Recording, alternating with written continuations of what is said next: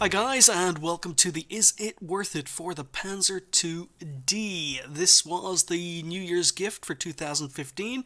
It's a gift tank, so it's currently not available from the gift shop or from the tech tree, but like most of the gift tanks that Wargaming have given out, I have absolutely no doubts that sometime in the future this tank will be made available again as part of a package. Now, if you didn't pick this tank up as your New Year's gift, or if you may have sold it and are having second thoughts about rebuying it, this is the Is It Worth It for you. Now, it's approaching Halloween weekend as I'm doing this review, so if in the background you hear fireworks going off, well, one, I apologize, but two, I also think it's kind of apt that I've left this tank till Halloween to review for reasons that will become clearer later in the video. But anyway, let's start. So starting with the history of the tank. Now, the Panzer II D is a little bit unusual because from the name you would probably assume that it's a Panzer II, but it's not quite a Panzer II. The Panzer II was built or designed and developed between 1937 and 1940. There were about 1,600 variations of the Panzer II built and pressed into service during the early years of World War II. You had the Panzer II, you had the Panzer IIA, the Panzer IIB, the Panzer IIC, and you had the Panzer IIF. And they were built around the Panzer II. And then you had two other tanks. You had the Panzer II D and the Panzer II-E. But these weren't actually Panzer IIs. They were a completely different tank. So even though they get the Panzer II designation, they're basically not the same tank. As I say, it was a completely different hull, completely different tracks and suspension, and the turret was the turret from the Panzer I-C or the Panzer II-C. So the gun and turret were from the Panzer Cs, and the hull and tracks were completely new. But they were given the designation Panzer II D and Panzer II E, depending on which type of suspension they were using. Now, none of the Panzer II line of tanks were actually originally designed for combat. They were designed maybe to go into cavalry units, but their primary function was to act as crew trainers for potential or future Panzer III and future Panzer IV crews.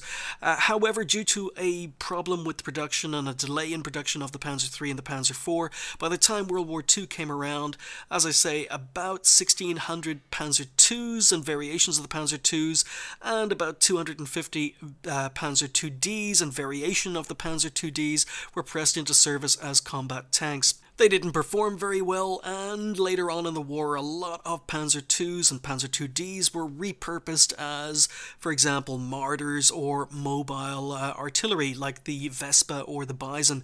They were all built on the Panzer II chassis. So we're going to do a side-by-side comparison to see how the Panzer II D adds up against all its Tier 2 light tank premium rivals, a lot of which were gift tanks as well. But it's going to be going up against the Micromouse, the 38H, it's going to be going up against the Tetrarch for the Russians, it's going to be going up against the three American tanks, the T1E6, the T2 Light, and the T7 Combat Car, and then we have the Mark 6C for the British and the T-Key for the Japanese. And straight away, we notice a huge positive for the Panzer II D because it gets 210 hit points. That's about 25% more hit points than any of the other light tanks up here. None of them even come close. The Micromouse has only got 160 along with the T-Key. The Tetrarch is down at 140, so 210 is a big, big positive. When it comes to weight, it's quite a heavy light tank. It comes in at just over 11 tons for me.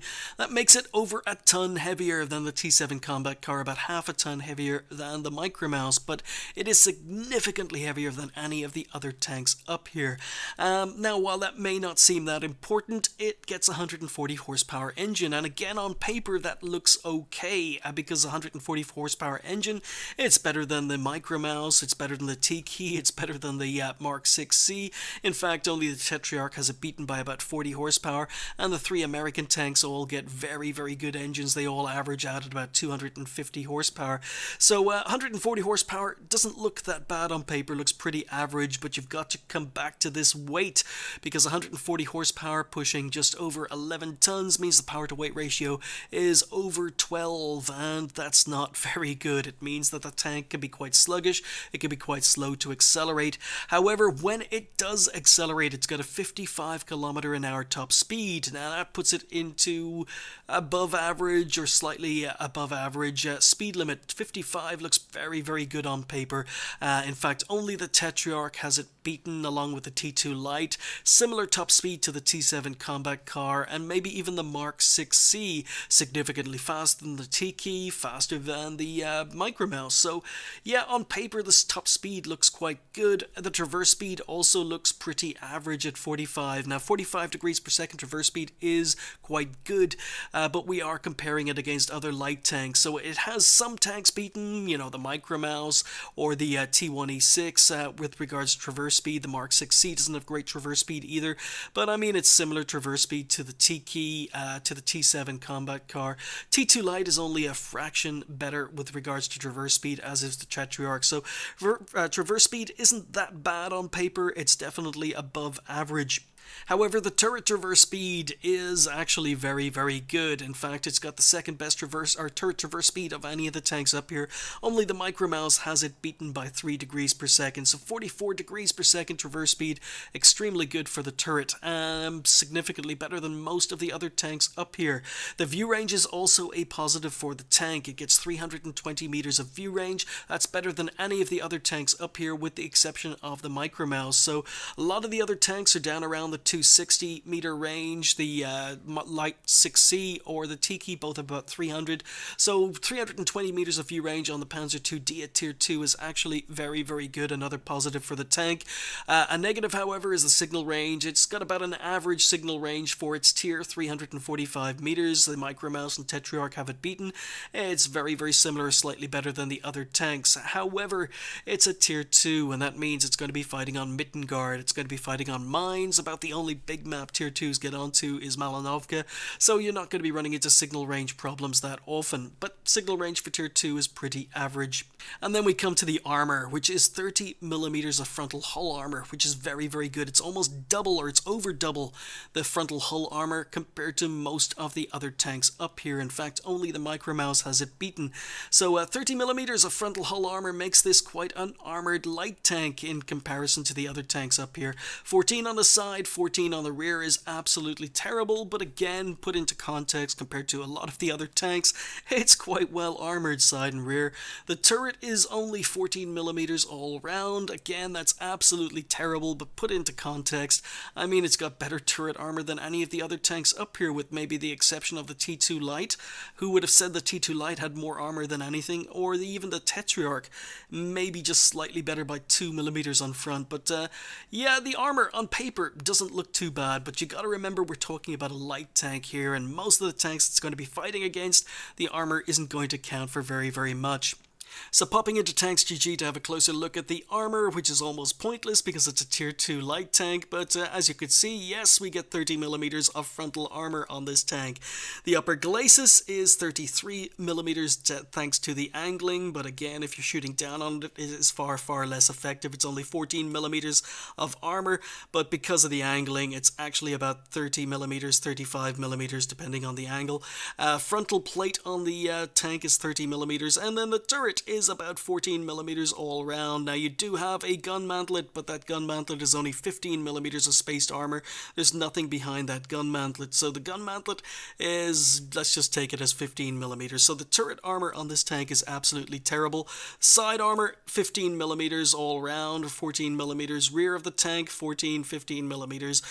This tank only has armor to the front, and even then the best armor on the tank is only about 35 millimeters thick. Most of the tanks this tank is going to be facing are going to be able to pen this thing frontally, and if they can't pen it frontally, any gun in the game, no matter how bad it is going to be able to pen the turret on this thing. So if you're fighting a Panzer II D with a tank that has very little penetration, then just go for the turret, because I guarantee you're going to be able to pen it. Now, another reason I just popped into Tanks GG was to show you the difference between the Panzer II D and the Panzer II in-game, because as you could see, it's a completely different tank. So there may be fewer areas of red armor on the front of the Panzer II in-game, but it's a completely different hull, completely different tank, and what you can see is the armor is a heck of a lot more effective on the Tier 2 in-game. So you've got 37 millimeters on the lower glacis, 47 on the angle armor, areas of 55 millimeters, and the turret is almost almost twice as good. It's a little bit bigger, but it's twice as good. 31mm pretty much all round on the turret. Even the gun mantlet is better at 20mm. The side armor, even better. I mean, the side armor is about 5mm better than the in-game Panzer II D, and the rear armor is slightly better on the back of the turret, but roughly the same behind. But as you can see, it's a completely different hull, completely different tank. So even though they share the name Panzer II, the Panzer II D is a different tank. So let's talk about this gun, and we're going to start with a positive because the Panzer II D gets 10 degrees of gun depression all round. It gets 10 degrees over the sides, 10 degrees over the rear, and 10 degrees over the front of the tank. And I love tanks with gun depression. Panzer II D, lots of gun depression. Probably one of the biggest positives regarding the gun. However, you've got to remember that the turret is only 14mm thick all round, and that means that even if you are using its gun depression, you're going to be exposing your turret, and most tanks, or every tank in the game, is going to be able to pen the turret on a Panzer II D.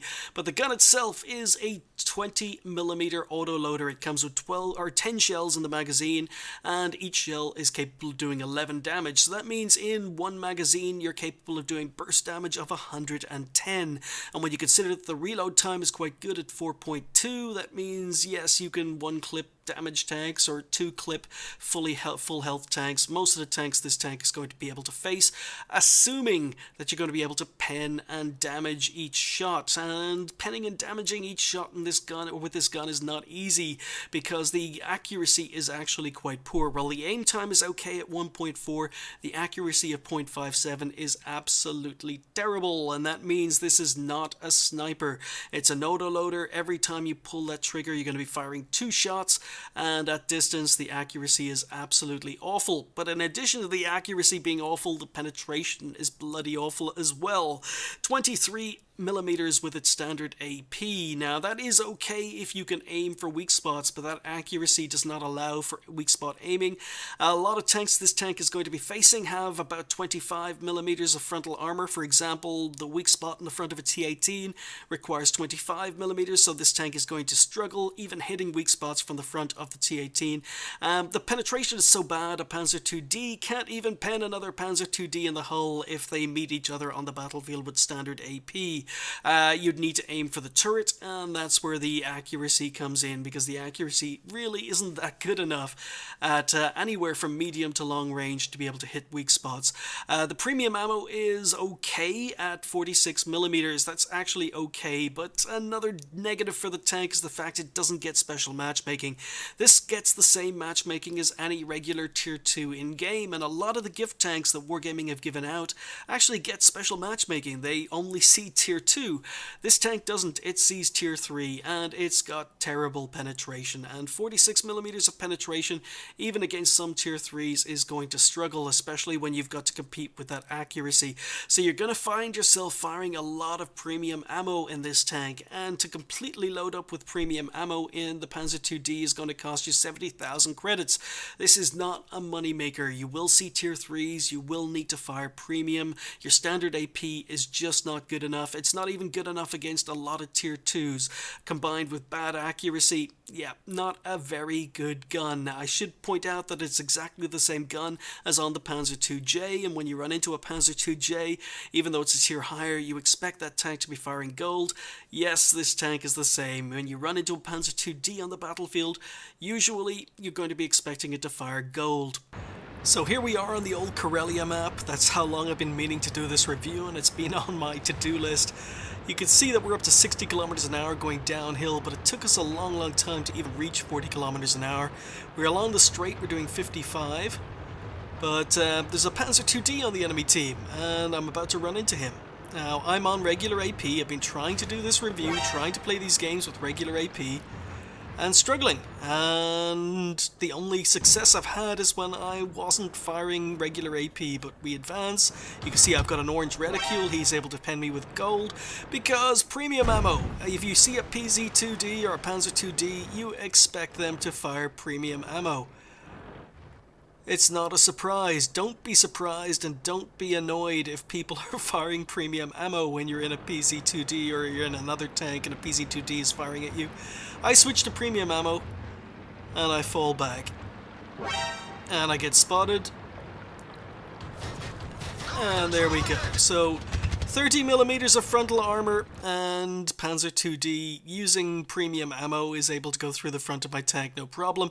Takes out my commander. Forgot to mention it in the rest of the review, but this tank takes a lot of crew damage. A lot of crew die in this tank regularly because they're all gathered in together in a very small area, so shots into this tank usually take out crew members. But yep, as I say, Panzer II Ds, don't be surprised when they fire gold. So while this tank looks quite good on paper, I mean, you get a lot of hit points, it's got a decent top speed of 55 kilometers an hour, the frontal armor looks okay on it, it gets 10 degrees of gun depression, it's got great view range, it's actually looking pretty good on paper, but unfortunately it has the terrible gun that's going to struggle even against a lot of tier 2s, and the power to weight ratio of this tank make it very, very awkward and probably not a lot of fun to play. So let's check out this gun and this engine in action. You can see that we are struggling to accelerate, and this is something you got to get used to with this tank, because 55 kilometers an hour top speed, you're not going to reach that top speed very often unless you're going downhill. We're struggling to get above 35 kilometers an hour here. But one of the biggest strengths of this tank is its view range, so I'm going to be doing some passive scouting, and you can see even going downhill we're on unfavorable terrain, but we're still struggling to get above 40 kilometers an hour. It really isn't a fast tank. It's fast enough to get into a position fairly quickly, but it just lacks the speed. It's just a disappointment compared to how it should be on paper. But we've moved up, and we're going to be using our view range, and we're going to be using our camo rating, because it is a light tank, it's got good camo rating, but you can see how much the engine struggled to get me into position. I should have been in position a lot sooner, or I would have expected to be in a position a lot sooner had I been in a different tank, or a different light tank, but basically we got into position, we're spotting, and we end up having a pretty good game. As a passive spotter, I don't fire my gun once because I've been passive spotting for the entire game, but I'm not going to subject you guys to sitting through 8 minutes of me sitting in a bush.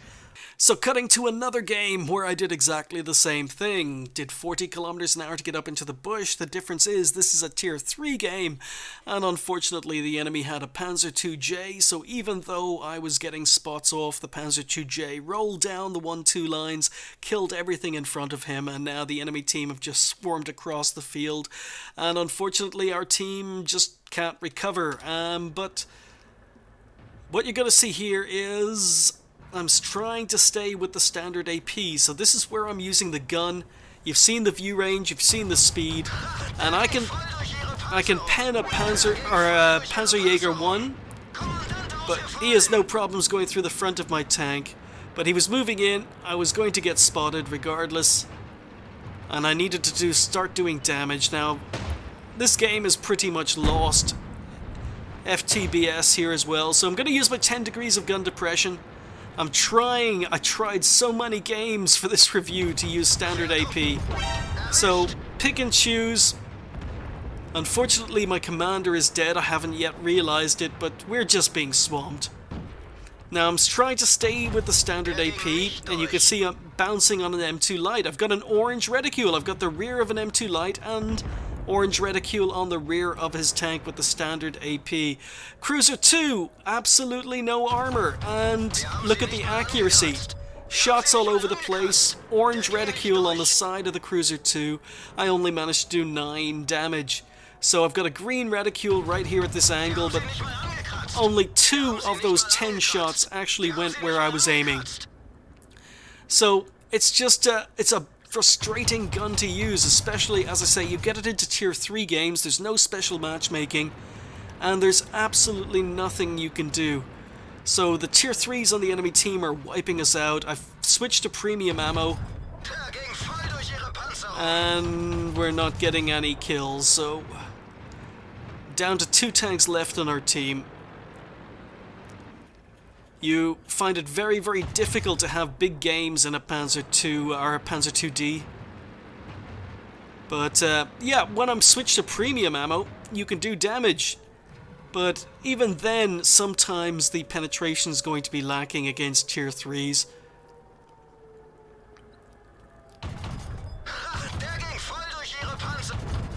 Hey, we finally got him, but this is costing us a fortune, and you can see that the Panzer II on the enemy team is firing gold, unsurprisingly, and I just don't have the speed. As I say, I didn't realize my commander was knocked out, but just don't have the acceleration, don't have the speed to get away, and getting absolutely destroyed. And yeah, I mean, it's the same gun as the Panzer II. You expect a Panzer II to be firing gold. Really, to have an impact in this tank, you really need to fire gold as well, and that's one of the big problems with the Panzer II D. So let's talk about crew. Well, the Panzer II D comes with 3 crew members. It comes with a commander, a driver, and a loader.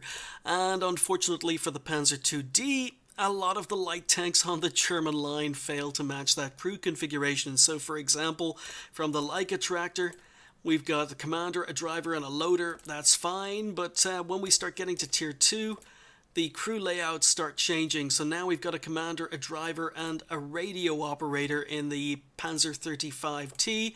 We've got a commander, a driver, a radio operator, and a loader in the Panzer 38T. We've got a completely different crew configuration, I think. No, commander, driver, radio operator, and loader in the Panzer 38NA. So you're not training up a full crew yet. When we take a look at some of the other light tanks, like the actual Panzer II, which, as I stress, is not exactly the same tank. We've got a commander, driver, loader. It seems to match. That's fine. We come to the Panzer IIIA, and all of a sudden we've got 5 crew members. We come to the Panzer II-G. We've got commander, driver, and radio operator. We don't actually have a loader, so it doesn't even match the Panzer II-G. And this trend continues all the way up the German light tanks. So if we take a look at the looks, for example, I've got some of my looks crew in here, but we're missing a radio operator from the Panzer II-D. The Leopard is the same, I believe. Commander, driver, radio operator, and loader. Then things get complicated again at the VK2801 because now we need a gunner. A gunner has suddenly appeared in German light tanks along with the radio operator. The SP1C looks okay because it's got 3 crew members, but it's got the wrong 3 crew members because now you've got a commander, a gunner, and a driver, but you're missing the loader. Yeah, and the RU-251, I can't remember the crew layout for this. Oh, it's got 4 crew members. So again, you're going to be missing a gunner. Yeah, it's not a great crew trainer. It's got a very weird crew configuration. It matches very, very few of the German light tanks. So really, I can't even recommend it as a crew trainer. Moving on to equipment, thankfully there aren't too many equipment choices here, but a toolbox, I really wouldn't put a toolbox in this tank. It's a light tank, even though it has decent hit points. The thing is, it doesn't have the armor. As soon as you start getting shot at, you're going to be taking damage. Don't think a toolbox is going to do this tank any good whatsoever, but if you're playing on a budget, don't have any other choices, then it's not going to do it any harm. Enhanced gun laying drive to improve your aiming speed. Yeah, the aiming speed is not the problem with this gun. I don't think it's worth it. I think there are better pieces of equipment. For example, coated optics. Again, I put coated optics on this tank when I first bought the tank. In fact, I really probably should remove them because I thought, looking at the stats in the garage, this tank was fast, it had good traverse speed, just the power to weight ratio kills it. So coated optics, it's optional. I probably should remove coated optics, put something else on.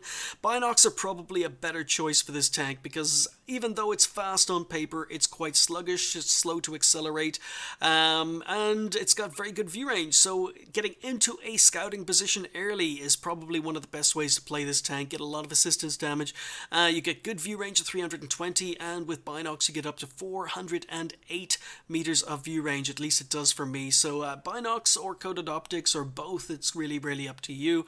Enhanced torsion bars to improve the suspension, complete waste of time. Camo net is, I'd probably remove coated optics and put a camo net on this tank instead. In fact, you know what, I might as well just do that now. Demount. Yeah, this tank, it's not the most maneuverable of tanks, and trying to play it in the move means you're going to bleed off a lot of speed when you're moving. So I think a camo net would probably be better than coated optics. But yeah, I don't really want to play this tank again. But yeah, camo net is a decent choice because, as I say, one of the strengths of this tank is its view range. Get into a scouting position early on Malinovka, you're able to use your binocs, you're able to use your camo net. Unfortunately on Mittengard, I don't think any of these things are going to do you any good, and on mines, yeah, there's a possibility the camo net might help you more than coated optics. But anyway, light spall liner, complete waste of time on this tank, and then the other viable choice is improved vents, which is what I do have on the tank. Yeah, not very many equipment choices, not very many viable equipment choices, but as you say, I had coated optics on because I put that on when I first got the tank. Then I started playing it for the review and completely forgot I still had them on it. I don't think coated optics add anything to this tank, but yeah, choice is up to you. I've gone for vents, camo net now, and binocs. Okay folks, time for the overview game, a game where I try and show you as many strengths and weaknesses of whatever tank I'm reviewing in one replay, and we're here in a tier 2 game here on mines, and straight away you can see the slow acceleration. T2 light, another premium tier 2 premium, much faster than I am. T7 combat car, another tier 2 premium tank, much faster than I am. I'm struggling to get above 16 kilometers an hour just because there was a rise. The power to weight ratio and acceleration of this tank are extremely disappointing. So I've preloaded gold. Now, this is the last footage I'm recording for this review, so I've already mentioned it in the summation, but this is a tank where I didn't spend a day in it. I rage quit after 14 games because I was just having the most awful time in this tank when I was recording footage for the review, playing games in it. Panzer Ii D, look at that. Okay, so I had preloaded gold and the Panzer Ii D on the enemy team had preloaded gold, because really firing gold in this tank is probably the only way you can make it competitive. Now, I probably fire a lot more gold in this game than I need to, but I was just sick and tired of playing the tank by the time this game came along. And even gold was not enough to go through the T2 medium. I only managed to pen 2 shots. Almost a full magazine of gold on the T2 medium, and I had penned 2 shots. So I'm still firing gold, and we managed to pen a whole clip. Managed to pen a whole magazine into the T26, so you can see the burst damage. We did 113 damage. So when your shots pen and when your shots do damage, we managed to do 113 damage with 1 magazine on the T26. T7 combat car, and I'm firing gold, and this is one of the reasons I really dislike this tank. I feel in order to be competitive, you've got to fire gold. The enemy Panzer Ii D is firing gold, I'm firing gold, and I was losing so many games in this tank because I was trying to play it without gold. And I would much rather have gold and be competitive than not have gold and have sucky games. But once again, you can see 102 damage with a full clip. T18 has come up. Unfortunately, I tunnel vision, didn't realize he'd advanced so far. But he's fired, he's missed, he's fired, he's missed. I'm not too worried. Need to get into cover, and you can see the reverse speed is about 18 kilometers an hour. So that's okay, but once again, we're still firing premium, and I need premium ammo to go through the weak spot on the upper glacis on a T18. So we set him on fire. That was kind of lucky, but yeah, the fact you need premium to go through the front of a T18's weak spot, you can't do it with the regular AP. It just makes the tank very, very uncompetitive. I mean, hell, in low-tier games now, everyone seems to be firing gold, so there's a Tetrarch, probably the best penetration gun of any of the tanks on either team, and he's firing gold against the side of my tank, which only has 14mm of armor. Yeah, it's low-tier games these days, but I'm using my gun depression, and using my burst damage, and 2 very good players, the 2 best players in the enemy team left on top of the hill, Tetrarch and the Panzer Ii D. So the D1 has come up to support me, and the D1 actually has armor. So D1 has come up, he's spotted the Panzer Ii D. Wait for the Panzer Ii D to start shooting the D1, and we take him out. So I'm down to just 4 rounds of premium ammo left. So this was an expensive game. This really was an expensive game. And maybe if I didn't need the premium ammo, I could have fired some AP at some of my targets, but I would rather have the premium ammo and know I can pen than bounce with regular AP and have another crappy game. So I've only got 4 rounds left. I empty them into the Tetrarch. Still 2 rounds left. I don't understand why... Oh, I didn't. I should have gone for a reload, but...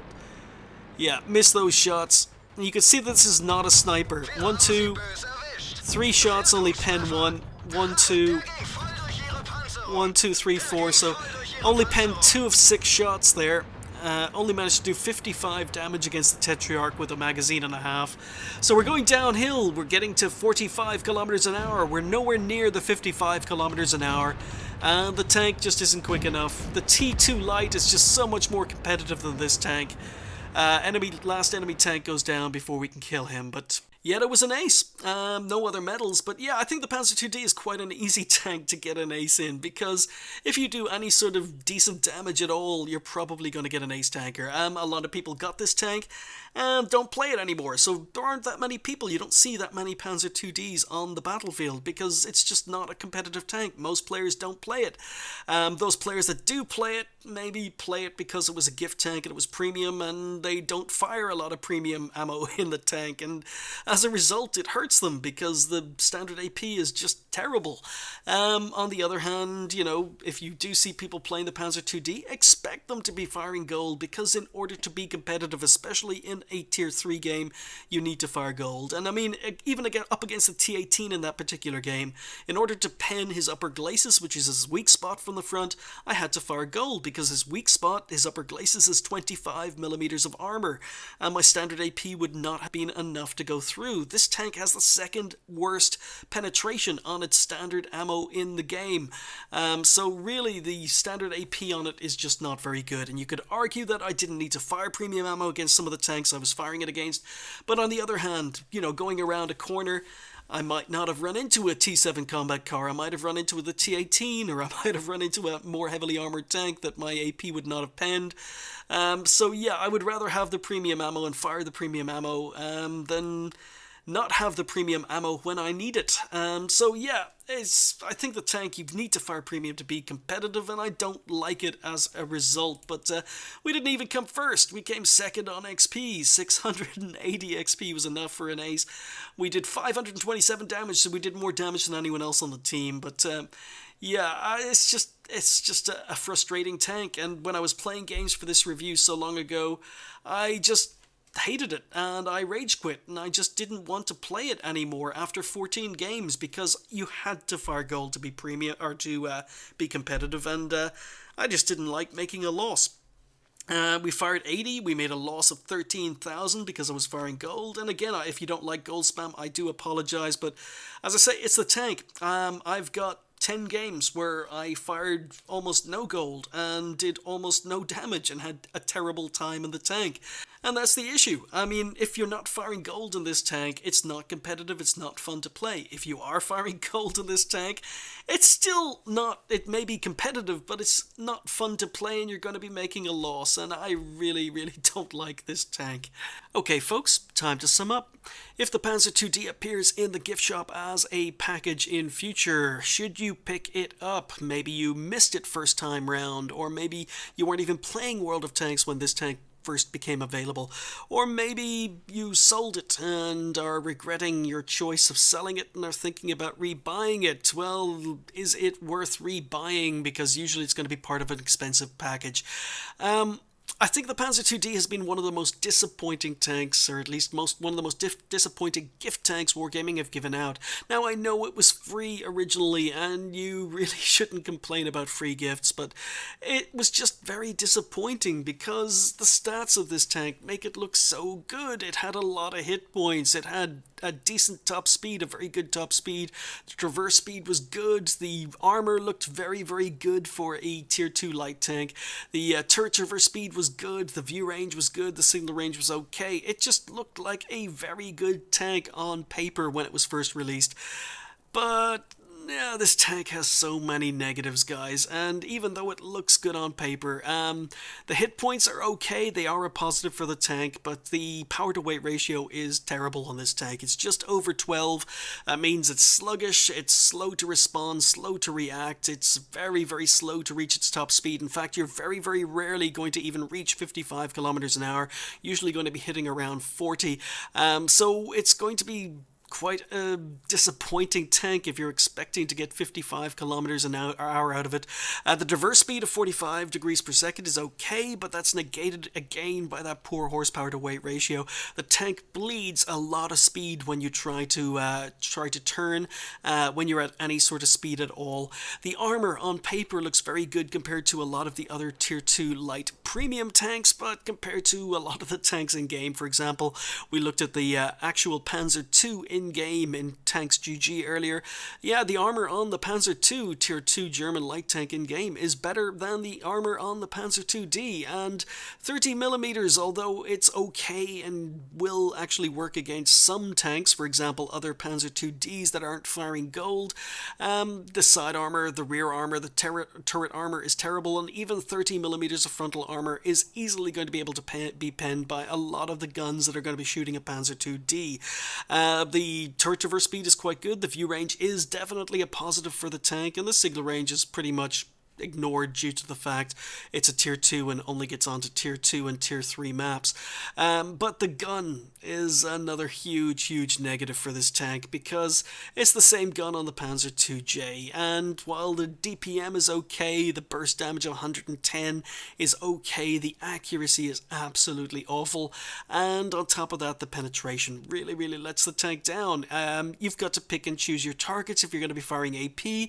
It's going to limit the amount of damage you can do simply because there are going to be tanks on the enemy team you simply cannot pen. It's impossible to pen them with 23mm of penetration, and if you're firing gold in this tank, even the gold ammo, the premium ammo, is not great. It's going to struggle against a lot of tier 3s, and it's going to be very expensive. As I say, firing a lot of gold in this tank could cost you up to 70,000 credits per game, so it's not a money maker either. The money making capabilities of this tank are limited because you're not able to do damage with the regular AP, and you're not going to be able to make a profit if you're firing gold.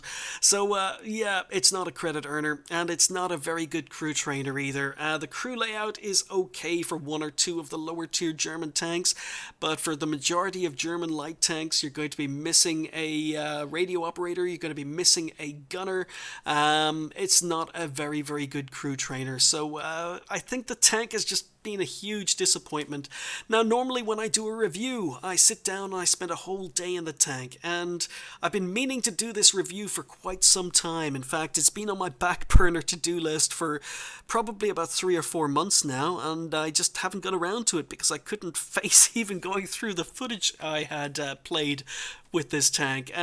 This is about the only tank I have done a review for in a couple of years where I didn't spend a day in the tank. I spent a few hours in the tank. I played 14 games, and then I rage quit, and I was planning to play World of Tanks, planning to play other tanks, and just this tank put me in such a bad mood that I actually rage quit and stopped recording footage for this review after just 14 games. As I say, I normally play a minimum of 20, usually about 30 games in a tank before doing a review. I just didn't like this tank. I don't like this tank. I don't think it's very good. It's not a good crew trainer. No reason to play it for crew training. It's not a good money maker. Absolutely no reason to play it. If you're even firing just regular AP, you're not able to make as many credits.